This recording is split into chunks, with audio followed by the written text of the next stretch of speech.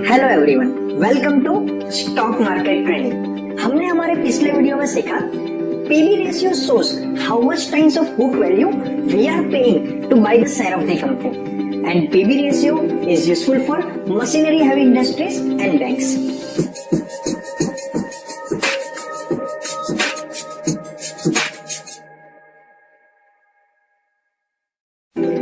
Our today's topic is company fundamentals, dividend yield, in which we will cover what is dividend yield, what is the meaning of high, low dividend yield। चलिए इस topic को practically समझते हैं। आज हम example लेके चलते हैं एक्चुअल का। पहले हम समझते हैं डिविडेंड यील्ड एक्चुअली में होता क्या है।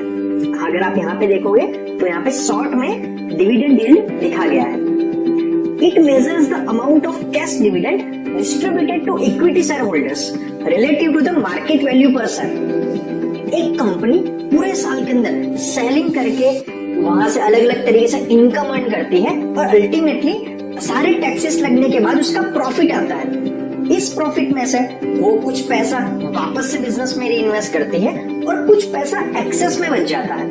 तो वो कंपनी चाहती है कि हमारे शेयर होल्डर्स कि जिन्होंने हम पे भरोसा किया, जिन्होंने हमारी कंपनी को जब जरूरत थी तब हमें पैसे दिए थे इनिशियल डेज के ऊपर, तो क्यों ना हमारे प्रॉफिट का कुछ हिस्सा उनको वापस दिया जाए, जिसे कहा जाता है डिविडेंड यील्ड। अभी आपको कितना डिविडेंड मिलेगा या नहीं मिलेगा, कब मिलेगा, ये सारी चीजें डिपेंड करती है कि कंपनी की डिविडेंड पॉलिसीज कैसी है। चलिए हम एक कोल इंडिया का एग्जांपल लेके चलते हैं, जो एक माइनिंग कंपनी है और एक तरीके से इंडिया के अंदर इसकी मोनोपोली है। अगर इसका डिविडेंड देखेंगे तो 10.5% के आसपास है। पहले ये समझते हैं कि कौन सी कंपनियां ज्यादा डिविडेंड देती है और कौन सी कंपनियां कम डिविडेंड देती है।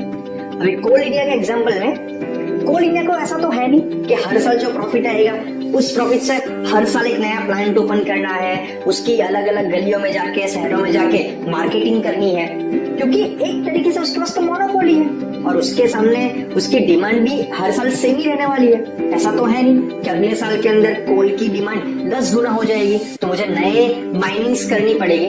तो कहीं ना कहीं पे सेल्स ग्रोथ और प्रोडक्ट ग्रोथ भी सेम ही रहने वाला है। तो ये कंपनी के पास फ्यूचर में एक्सपेंशन के चांसेस बहुत कम है, क्योंकि सामने सेम डिमांड है कोल की और कोल इंडिया कंपनी सामने सेम सप्लाई कर रही है। तो ऐसी कंपनियां चाहती है कि जो पैसा मैंने अर्न किया है वो मेरे पास शायद बैंक में ऐसा ही पड़ा रहेगा। अगर मैं उसे बैंक में ऐसा रहने दूंगा तो मुझे शायद 2 से 3% का रिटर्न मिल जाएगा, इंटरेस्ट मिल जाएगा, और ना मेरे पास कुछ फ्यूचर एक्सपेंशन के प्लान्स है, ना मुझे जरूरत है। तो क्यों ना ये पैसा हमारे शेयर होल्डर्स को भी दे दिया जाए। तो ऐसी कंपनी है कि जिसके पास खुद के पास अपने बिजनेस में री इन्वेस्ट करने की जरूरत नहीं होती है, या तो फिर एक्सपेंशन के चांस बहुत कम होते हैं, वैसी कंपनियां जनरली ज्यादा डिविडेंड देना प्रेफर करती है। एग्जांपल कोल इंडिया। चलिए दूसरा एग्जांपल समझते हैं कि जहां पे कंपनी को खुद ही ज्यादा जरूरत पड़ जाती है पैसे की। इन्फो एज, अगर बात करेंगे info as company, Naukri.com, जीवनसाथी.com, 99acres.com, ये सारी कंपनियां रन करती है इन्फो एज इंडिया लिमिटेड।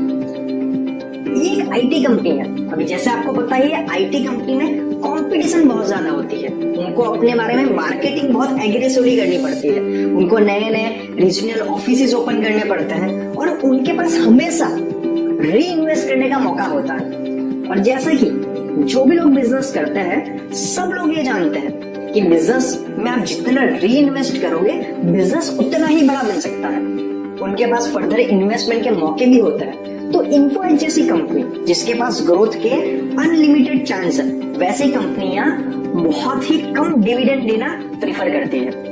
वो जो पैसा अर्न करेगी नेट प्रॉफिट उसमें से री इन्वेस्ट करके अपना बिजनेस आगे बढ़ाएगी, या तो और नई कंपनी में इन्वेस्ट करके शेयर होल्डिंग ले लेगी। जैसे रिसेंटली इन्फो एज ने जोमेटो, पॉलिसी बाजार जैसी कंपनियों में इन्वेस्टमेंट किया। ये पैसा कहां से आएगा?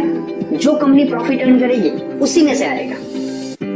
अभी कंपनी के पास अगर तो खुद के पास ऐसा प्लान नहीं होता है कि जहां पे इन्वेस्ट करके वो साल के 12 से 15% कमा पाए, उसी केस के अंदर वो डिविडेंड लेना प्रेफर करती है या तो ज्यादा डिविडेंड लेना प्रेफर करती है। लेकिन अगर तो कंपनी के पास खुद के पास ऐसा आइडिया है कि जहां पे मैंने इस साल 100 रुपए कमाए, उसी 100 रुपए को इन्वेस्ट करके मैं एक साल में 20 रुपए ज्यादा कमा सकता हूँ, वो 100 रुपए को मैं 120 बना सकता हूँ, तो क्यों मैं वो पैसा शेयर होल्डर्स को देके अपने पैसे को वेस्ट कर लूं? क्यों ना उस कंपनी को, उस पैसे को अपनी ही कंपनी में री इन्वेस्ट करूं, हमारी कंपनी को इतनी बड़ी बनाऊं कि शेयर होल्डर्स को शेयर प्राइसिंग के टर्म्स में बेनिफिट मिल जाए। अभी यहाँ पे एक चीज समझना बहुत जरूरी है कि शेयर होल्डर्स को दो तरीके से प्रॉफिट मिल सकता है। एक तो जो कंपनी डिविडेंड डिक्लेयर करती है वहां से प्रॉफिट कमा सकता है, और दूसरा मैंने जितनी प्राइस पे किसी कंपनी के शेयर को बाई किया वहां से कंपनी के शेयर की प्राइस बढ़ेगी तो मुझे डिफरेंस अमाउंट मेरा प्रॉफिट कहा जाएगा। इन 99.99% केसेस के अंदर शेयर प्राइसिंग का डिफरेंस ही मेजर प्रॉफिट होता है। तो डिविडेंड तो साल में एक बार आता है, वो भी बहुत कम आता है। तो चलिए हम ये देखते हैं कि कौन सी कंपनियों ने कितना कितना डिविडेंड पिछले 2-3 सालों में दिया हुआ है। तो पहले इन्फोएज का ही समझते हैं।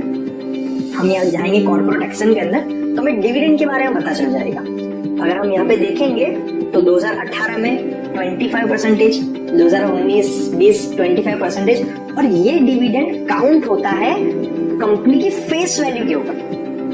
तो यहाँ पे इन्फोएज की फेस वैल्यू है 10 रुपए, तो उसे अगर तो एक साल हमने इन्फोएज जिसकी एक शेयर की वैल्यू 3550 रुपए के आसपास है, और यहाँ पे मुझे डिविडेंड मिला है 35% फेस वैल्यू के सामने, मतलब कि 3.5 रुपए। मैंने 35 रुपए का एक शेयर बाय किया और उसके सामने मुझे फायदा कितना मिला? 3.5 रुपीज डिविडेंड यील्ड के तौर के ऊपर। तो आई होप सो कि ये कोई मेजर प्रॉफिट नहीं होता है किसी भी शेयर होल्डर्स का। ये बात आपको समझ में आ चुकी होगी। एग्जांपल लेके चलते हैं कोल इंडिया का। तो कोल इंडिया के अगर हम जाएंगे कॉर्पोरेट एक्शन के अंदर तो इसका डिविडेंड 120%, 58.5%, 73%। क्यों? क्योंकि कोल इंडिया जैसी कंपनी के पास फर्दर एक्सपेंशन से चांस कम है या उसको जरूरत भी नहीं है। तो यहाँ पे 10 रुपए की फेस वैल्यू के सामने कोल इंडिया ने 120% इसका डिविडेंड दिया हुआ है, मतलब कि 12 रुपए। तो अगर तो मेरे पास 114 रुपए का कोल इंडिया का शेयर होता, भले ही कोल इंडिया के शेयर की प्राइस बढ़े या कम हो, मुझे एक शेयर पे 12 रुपए मिले होते। चलिए हम रिलायंस का केस लेके चलते हैं। एक शेयर की वैल्यू 2050 के सामने है और कंपनी ने 10 रुपए की फेस वैल्यू के सामने डिविडेंड दिया है 65%, मतलब 6.5 रुपए। तो अगर तो मेरे पास रिलायंस का एक शेयर होता जिसको मैंने परचेस किया है 2050 रुपए के अंदर, उसके सामने मुझे मिले होते 6.5 रुपए, 6.5 रुपए।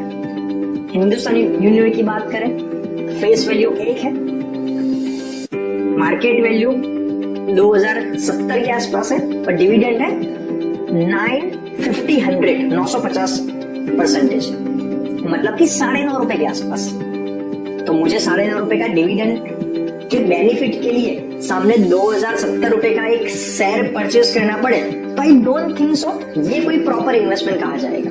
तो जैसे मैं आपको बता चुका हूँ, जनरली एक शेयर होल्डर का मेन प्रॉफिट शेयर के प्राइसिंग से ही होता है।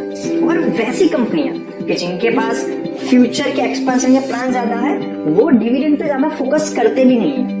आपको एक जानकारी के लिए बता दूं कि बर्कशायर हैथवे जो वॉरेन बफेट की इन्वेस्टमेंट कंपनी है, इतनी बड़ी कंपनी होने के बावजूद पिछले 40 सालों में उसने सिर्फ एक बार डिविडेंड दिया हुआ है। हाँ, लेकिन आप ऐसी कंपनियां जैसे कोल इंडिया होगी, जैसे एनबीसीसी होगी, जो पीएसयूज कंपनी है, जो गवर्नमेंट कंपनी है, जिसके बंद होने के बहुत कम चांस है और वो हाई डिविडेंड भी देती है और उसकी एंटरप्राइज वैल्यू नेगेटिव है, तो डेफिनेटली ये कंपनियों में इन्वेस्टमेंट करने के लिए मैं फर्दर रिसर्च करूंगा, मेरा इंटरेस्ट जागेगा। मैं अभी भी डिविडेंड को देख के ब्लाइंडली इन्वेस्ट नहीं कर लूंगा, बट ऐसी कंपनी में मैं फर्दर रिसर्च करूंगा और बहुत सारे रेशियोज जो अभी तक हम सीख चुके हैं और आगे सीखने भी वाले हैं, उन सबको कंबाइन करके मैं वैल्यू एनालिसिस करूंगा and then I will decide कि मुझे इस कंपनी में इन्वेस्ट करना है या नहीं करना है। तो आज के वीडियो में हमने सीखा high dividend yield means company don't have any future expansion plan and it is given on the face value of the company.